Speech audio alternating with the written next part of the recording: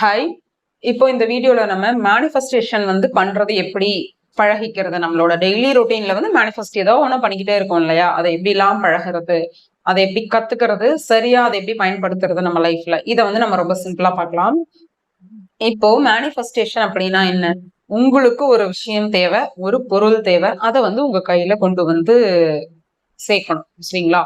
Law of அட்ராக்ஷன்ல இந்த பிரபஞ்சத்துல இருக்கக்கூடிய பல விதிகள்ல ஒரு விதி தான் ஈர்ப்பு விதி.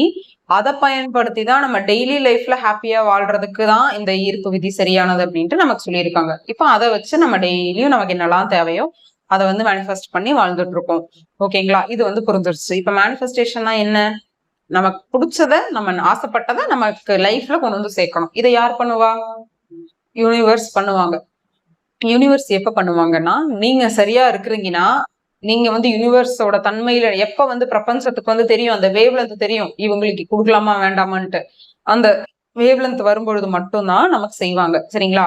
இப்போ மேனிஃபெஸ்டேஷன் அப்படிங்கிறதுல உங்ககிட்ட இருக்க எதுவா இருக்கட்டும், நீங்க போட்டிருக்க ட்ரெஸ், ஷூ, ஸ்லிப்பர்ஸ், அப்புறம் பேக், இப்படி எதுவா இருந்தாலுமே நீங்க ரொம்ப சிம்பிளா பாருங்க. இது எல்லாமே நான் மேனிஃபெஸ்ட் தான் பண்ணியிருக்கேன். அதாவது உங்க சைட்ல எப்படி இருக்குன்னா, கடைக்கு போய் காசு கொடுத்து வாங்கியிருக்கீங்க, அவ்வளவுதான் சிம்பிளா. ஆனா அதை இன்னும் நீங்க அந்த மேனிஃபெஸ்டிங் பவரை நீங்க இன்க்ரீஸ் பண்றதுக்கு உங்களோட தாட்ல சின்ன சின்ன சேஞ்சஸ் நீங்க பண்ணா போதும்.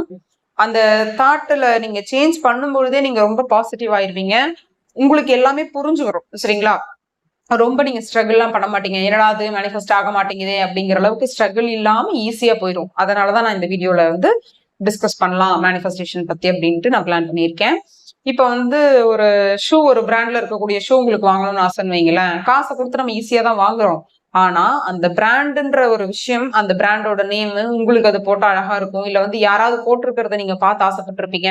இந்த மாதிரி உங்க லைஃப்ல ஏதாவது ஒரு பொருள் உங்களுக்கு தேவைன்னா வேற யார் மூலமாவது உங்களுக்கு தெரிய வரும். நீங்க ஆசைப்படுறீங்க அப்படின்னா, சும்மா ரேண்டமா ஆசையே இல்லாம உன்னை பார்த்து புதுசா நம்மளும் ஆசைப்படுறது வேற. ஆனா ரொம்ப நாள் நம்ம நினைச்சிட்டே இருக்கிறது திடீர்னு யார் மூலமாவது வர்றது வேற. சோ இந்த மாதிரி எல்லாம் நீங்க ஃப்ரம் த ஃபர்ஸ்ட்ல இருந்து லா ஆஃப் அட்ராக்ஷன் யூஸ் பண்ணிக்கிட்டு இருக்கிறவங்களை சொல்றேன். ஃபர்ஸ்ட்ல இருந்து நீங்க என்னெல்லாம் இந்த மாதிரி சின்ன சின்ன விஷயங்கள் மேனிஃபெஸ்ட் பண்ணிருக்கீங்க ஆல்ரெடி அப்படிங்கறத நீங்க ஃபர்ஸ்ட் கலெக்ட் பண்ணுங்க. நமக்கு மேனிஃபெஸ்டேஷன்ல ரொம்ப முக்கியமா தேவை என்னன்னு பாத்தீங்கன்னா, திங்கிங் பேட்டர்ன் எல்லாம் தாண்டி கலெக்டிவ் மெமரிஸ் ரொம்ப தேவை. அதுவும் கலெக்டிவ் மேனிஃபெஸ்டிங் மெமரிஸ் கண்டிப்பா இருக்கணும். உங்களுக்கு ரொம்ப மறதியெல்லாம் இருக்கக்கூடாது. இதை நான் எப்ப பண்ணேன், இந்த விஷயம் நான் எப்படி பண்ணியிருப்பேன் அப்படிங்கறதெல்லாம் தெளிவா இருக்கணும். நீங்க என்னன்னைக்கு எப்படி எல்லாம் மேனிஃபெஸ்ட் பண்ணீங்கன்னா டேட் டைம் அது கிடையாது. ஒரு விஷயம் சொல்றேன், ஒரு சாதாரண விஷயத்துல இருந்து பெரிய விஷயம் வரைக்கும் நீங்க மேனிஃபெஸ்ட் பண்ணது உங்களுக்கு தெரியணும். நீங்க எப்பவாவது சேடா இருக்கீங்க அப்படின்னா, திடீர்னு புதுசா ஏதாவது ஒண்ணு மேனிஃபெஸ்ட் பண்ணலாம் அப்படின்னு ஆசை வருது அப்படின்னா, ஃபர்ஸ்ட் இப்ப ஒரு பைக் வாங்கணும்னு ஆசைப்படுறீங்கன்னா, நீங்க எப்படி மேனிஃபெஸ்ட் பண்ணலாம்? முதல்ல உங்களை சுத்தி இருக்கவங்க என்ன பைக் வேணா இருக்கலாம். முதல்ல உங்களோட ஆசைப்பட்ட பைக் ஒரு பல்சர்னு வச்சுக்கோங்களேன். உங்களை சுத்தி இருக்கவங்க வேற வேற பைக் கூட வச்சிருக்கலாம். உங்க ஃப்ரெண்ட்ஸ் யாராவது பைக் வாங்கும் போது வாடா கூட்டு போற அப்படின்னு சொல்லி உங்களை கூட கூப்பிட்டு போலாம். சோ இந்த மாதிரியான சிச்சுவேஷன்ஸ் நீங்க அட்ராக்ட் பண்ண ஸ்டார்ட் பண்றீங்கன்னா, அதுக்கு எல்லாமே ரொம்ப கிரேட்ஃபுல்லா இருங்க. நீங்களே வாங்கின மாதிரி இருக்கணும், சரிங்களா? இதை நம்ம பல டைம் பல வீடியோஸ்ல நிறைய பேர் சொல்லியிருக்காங்க, நானும் சொல்லியிருக்கேன். சோ உங்களோட மைண்ட் செட்டை ஐயோ இப்ப யாரோதான் பைக் வாங்குறாங்க, இருந்தாலும் எனக்கும் அந்த ஆசை இருக்கே பைக் வாங்கணும்னு, சோ நானும் இந்த மாதிரி ஒரு நாள் வாங்குவேன் அப்படிங்கிற ஒரு சின்ன தாட்டை போடுங்க. அதை போடும் பொழுதே சைமல்டேனியஸா இதுக்கு முன்னாடி நீங்க என்னெல்லாம் மேனிஃபெஸ்ட் பண்ணீங்களோ அதையெல்லாம் அப்படியே சும்மா ஆசை போடணும் உங்க பிரெயின், சரிங்களா? ரொம்ப நீங்க அன்கான்சியஸ்ல போறீங்கனாலே கண்டிப்பா மேனிஃபெஸ்ட் பண்ண முடியாது. அதுக்கு ஒரு எக்ஸாம்பிள் சொல்லலாம். எப்படி சொல்லலாம்னா, உங்களை ரொம்ப சோகமா இருக்கிறீங்க, ரொம்ப கஷ்டமா இருக்குது அப்படிங்கிற சிச்சுவேஷன், யாராவது உங்களை ஓவரா இன்சல்ட் பண்ணியிருந்தாங்கன்னா, யாரு பண்ணிருக்காங்க உங்களுக்கு சொல்லுங்களேன். இல்ல நீங்க ரொம்ப இது வரைக்கும் இவ்வளவு நாள் இவ்வளவு வருஷம் வாழ்க்கையில நீங்க எதுக்கெல்லாம் ரொம்ப அழுதுருக்கீங்க, எதுக்கெல்லாம் ரொம்ப ஃபீல் பண்ணிருக்கீங்க அப்படின்னு கேட்டோம்னா, நம்மளால டக்குன்னு ஒரு நிறைய விஷயம் சொல்ல முடியும். ஆனா இதுவே எந்தெந்த விஷயத்துக்கெல்லாம் உங்களால அளவு கடந்த ஆனந்தத்துல இருந்திருக்கீங்க, அப்படியே பேரின்பம், அதாவது இதுக்கு மேல என் லைஃப்ல வேற எதுவுமே வேணாம் சாமி, இது போதும் அப்படிங்கிற அளவுக்கு ஒரு ஹாப்பியான சிச்சுவேஷன்ஸ் எதெல்லாம் உங்க லைஃப்ல இது வரைக்கும் வந்திருக்குன்னு கேட்டா, கண்டிப்பா யாராலையுமே டக்கு டக்குன்னு சொல்ற அளவுக்கு அவ்வளவு இருக்காது. இருக்கலாம், 1-2 தான் இருக்கும். ஆனா கம்பேரிட்டிவ்லி நமக்கு நெகட்டிவ் ஜாஸ்தியா இருக்கும். ஏன்னா நீங்க அந்த மாதிரி நெகட்டிவ் சிச்சுவேஷன்ல எல்லாமே ரொம்ப கான்சியஸா இருந்திருக்கிறீங்க, புரியுதுங்களா? இப்ப எல்லாரும் சொல்ற கான்சியஸ்னா என்னன்னா, அந்த அந்த விஷயத்த நீங்க நினைக்கும் போது அப்படியே உங்க கண்ணு முன்னாடி ஓட்டி பாக்குறீங்களே. இப்ப யாராவது உங்க ஆபீஸ்ல ஒரு 4 பேர் முன்னாடி கண்டபடி திட்டிட்டு போயிட்டாங்க, நீங்க ஒர்க் பண்ணது சரி இல்லைன்ட்டு. அந்த விஷயம் வந்து உங்களுக்கு திரும்ப திரும்ப ரீகலெக்ட் பண்ணி கொடுத்துட்டே இருக்கும் மைண்டு. அப்ப நீங்க ரொம்ப கான்சியஸா அதை மட்டும் தான் கவனிப்பீங்க. அதுதான் உங்களுக்கு போகும். அந்த மாதிரி நீங்க இன்சல்ட் எங்கெல்லாம் ஆவீங்களோ அந்த மாதிரியான சுச்சுவேஷன் வந்து உங்களுக்கு தானா மேனிஃபெஸ்ட் ஆயிட்டே தான் இருக்கும். சரிங்களா? அது என்ன கான்சியஸ்னஸ்ல நீங்க அவ்வளவு தூரம் பாக்குறீங்க. ஏன் நமக்கு வந்து பாசிட்டிவ் வந்து ரொம்ப ஞாபகம் இருக்கிறது இல்லை அப்படின்னா, அந்த உணர்வு அப்படியே வெளில போயிருச்சு. அப்படியே போனது அன்கான்சியஸா அப்படியே போயிடுச்சு. உங்களால திரும்ப திரும்ப அதை ரிகலெக்ட் பண்ணி பாக்குறதுக்கு நமக்கு வந்து டைம் கிடையாது. இன்னொன்னு நம்மளுடைய மனதோட தன்மையே, நம்மளோட சப்கான்சியஸ் அந்த எப்படி சொல்றது டிசைனே எப்படின்னா, உங்களை சோகமா வச்சுட்டு இருக்கிறதே வந்துட்டு அதுக்கு ரொம்ப பிடிச்சமான விஷயம். ஏன்னா நம்ம அப்படி பழகி இருக்கோம். அது வந்து இன்ஃபேக்ட் அவங்களோட வேலை கூட இல்ல அது. நம்ம அப்படி ரியாக்ட் பண்ணிருக்கோம். அவங்க வந்து ஈக்குவலா காட்டுவாங்க. 10 நெகட்டிவ் 10 பாசிட்டிவ்னு காட்டும் பொழுது நீங்க எதுக்கு ஓவர் ரியாக்ட் ஆவீங்க? 10 பாசிட்டிவ் வரும் தான். ஒரு நல்ல நல்ல சின்ன சின்ன 10 விஷயம் நினைச்சு ஹாப்பி ஆயிட்டு விட்டுருவீங்க அத. ஆனா நீங்க வந்து நெகட்டிவ் விஷயத்த நினைச்சு ஓவர் எமோஷனல் ஆகி நீங்க நிறைய நேரத்துல உங்களோட நெகட்டிவிட்டி அப்படிங்கிற ஒரு விஷயம் நீங்க ஜாஸ்தி கொடுக்கும் பொழுது மனம் எப்படி புரிஞ்சுக்குது? ஓகே, இவங்க வந்து இந்த விஷயத்த கொடுத்தாதான் அவங்க ரியாக்ட் பண்றாங்க. சோ இந்த மாதிரியான ஒரு அதிர்வலைகள் புரிஞ்சுக்கிறது எல்லாமே எப்படி ஃப்ரீக்வன்சி மூலமா தான் புரிஞ்சுக்குவாங்க. அதாவது நீங்க வந்து கோவமா இருக்கும்போது எப்படி எந்த அளவுக்கு உங்களோட அந்த மீட்டர் வச்சு செக் பண்ற மாதிரி தான் அப்படி புரிஞ்சுக்குவாங்க. ஹாப்பியா இருக்கிறீங்கன்னா அதுல எந்த அளவுக்கு உங்களோட ஹாப்பினஸ் அப்படிங்கறது எவ்வளவு தூரம் டு த கோர் கொடுக்குறீங்களா, இல்ல வந்து சாதாரணமா ஓரளவுக்கு மைல்டு ஹாப்பியா தான் கொடுக்குறீங்களா, இதெல்லாம் கம்பேர் பண்ணி ஒரிஜினல் எமோஷன் எதுவோ அதுக்கான சிச்சுவேஷன்ஸை வந்து முடிஞ்சதை வந்து பாஸ்ட்ல நடந்த கவலை எல்லாம் உங்களுக்கு போட்டு காமிச்சிட்டு இருப்பாங்க படம் மாதிரி.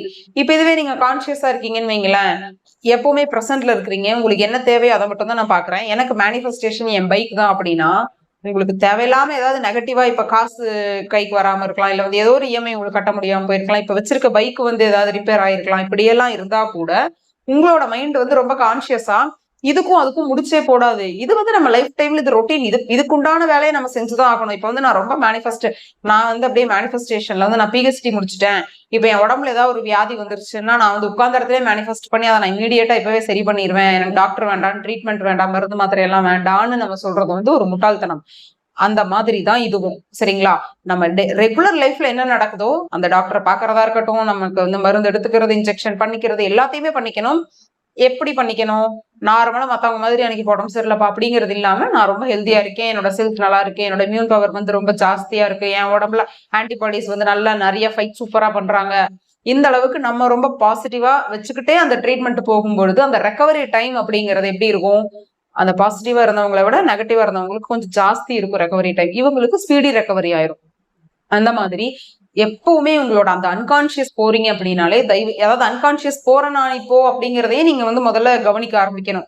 அன்கான்சியஸ் போறது எப்படி கவனிக்கிறதுனா, உட்கார்ந்துட்டு இருக்கீங்க, தேவையில்லாத ஒரு தாட் சம்மந்தமே இல்லாம வருதுன்னா டக்குன்னு அந்த இடத்துல தாட்டை அப்படியே கை விட்டுறாதீங்க. ஃபர்ஸ்ட் எடுத்த உடனே அதை அப்படியே விட்டுட்டு என்ன பண்றதுன்னு தெரியாமலாம் முழிக்க வேண்டாம். வர்ற தாட்டை பாசிட்டிவாவும், இதுக்கு முன்னாடி நீங்க என்னெல்லாம் மேனிஃபெஸ்ட் பண்ணிருக்கீங்க, அது சின்ன ஒரு வண்டி சாவி, வண்டி கீ செயினா இருக்கலாம், இல்ல ஷூவா இருக்கலாம், செருப்பா இருக்கலாம், என்ன வேணா இருக்கலாம், இதெல்லாம் நான் தான் மேனிஃபெஸ்ட் பண்ணிருக்கேன். சோ இதே மாதிரி என்னோட இதையும் நான் மேனிஃபெஸ்ட் பண்ணுவேன்ட்டு அந்த நம்ம கிடைக்கிற அந்த கொஞ்சம் டைம்லயுமே நீங்க எப்படி இருக்கணும்னா மேனிஃபெஸ்டிங் நடந்துகிட்டே இருக்கணும். 24/7 மேனிஃபெஸ்டிங் வந்து இருந்துட்டே இருந்தா மட்டும்தான் நம்மள பாசிட்டிவா வச்சுக்க முடியும். ரொம்பவும் கான்சியஸா இருக்கும் பொழுது மட்டும்தான் நம்மளால மேனிஃபெஸ்ட் கூட பண்ண முடியும். நெகட்டிவா உட்காந்துட்டு நீங்க விசுவலைசேஷன் பண்ணுங்க அப்படின்னா அந்த பைக்ல போய் டமால்னு கீழே வந்து கை கால் அடிபடுற விசுவலைசேஷன் வந்து ரொம்ப தெளிவா வரும். அதுக்காக அது கண்டிப்பா நடந்துருமா அப்படின்னு கேட்கலாம். நம்ம பயப்படுறோம் அப்படின்னா கண்டிப்பா அதுவும் நடக்கும். ஏன்னா நம்ம அந்த அன்கான்சியஸுக்கு வந்து பவர் அதிகம் நான் சொல்ல வரேன். அந்த மாதிரி உட்காந்து நம்ம விசுவலைசேஷன் எல்லாம் பண்ண மாட்டோம். இருந்தாலும் அந்த பய உணர்வு வந்து அப்படி ஒரு விஷயம் நடந்தாதான் அந்த உணர்வே இங்க வரும். சோ அந்த உணர்வே நீங்க கட் பண்ணணும்னா எப்படி இருக்கணும்? ரொம்ப கான்சியஸா இருக்கணும். அந்த பிரசன்ட் மூமெண்ட்லயே இருக்கணும். மேனிஃபெஸ்டிங் அப்படின்னு ஆரம்பிச்சிட்டாலே நீ வந்து ரொம்ப கான்சியஸா இருப்பா, தேவையில்லாம என்ன நடுவுல அன்வான்டான தாட்ஸ் வந்தா அதை நீங்க ஜஸ்ட் அப்படியே தள்ளி விட்டுட்டு உங்களுக்கு என்ன தாட் வேணுமோ அது பின்னாடி நீங்க போயிருங்க. நம்மளோட மனம் நம்மள எப்படியும் பின்னாடி கூப்பிட்டு தான் போகுது. அதை கொஞ்ச நாளுக்கு பாசிட்டிவ் பின்னாடி போலாம் நம்ம மேனிஃபெஸ்டேஷன் நடக்கிற வரைக்கும் நீங்களே ஒரு டேப்லர் காலம் செட் பண்ணி அதுக்குள்ள நீங்க டிராவல் பண்ணா மட்டும்தான் அந்த மேனிஃபெஸ்டிங் அந்த பவர்ங்கிறது இன்க்ரீஸ் ஆகும். சரிங்களா? சும்மா வந்துட்டு நம்ம வந்து மத்தவங்க யாராவது வாங்கிட்டாங்க, இல்ல மத்தவங்க ஏதாவது ஒரு பணம் ப்ரமோஷன் இந்த மாதிரி கிடைச்சிருச்சுன்ட்டு நம்ம உட்காந்து இங்க நெகட்டிவா இருந்துட்டு அப்படியே சைட் பை சைட் நம்ம மேனிஃபெஸ்ட் பண்ணிட்டு இருந்தோம்னா நாம பண்ற மேனிஃபெஸ்டேஷன் ஒர்க் எல்லாமே ஜீரோ தான். தேங்க்யூ.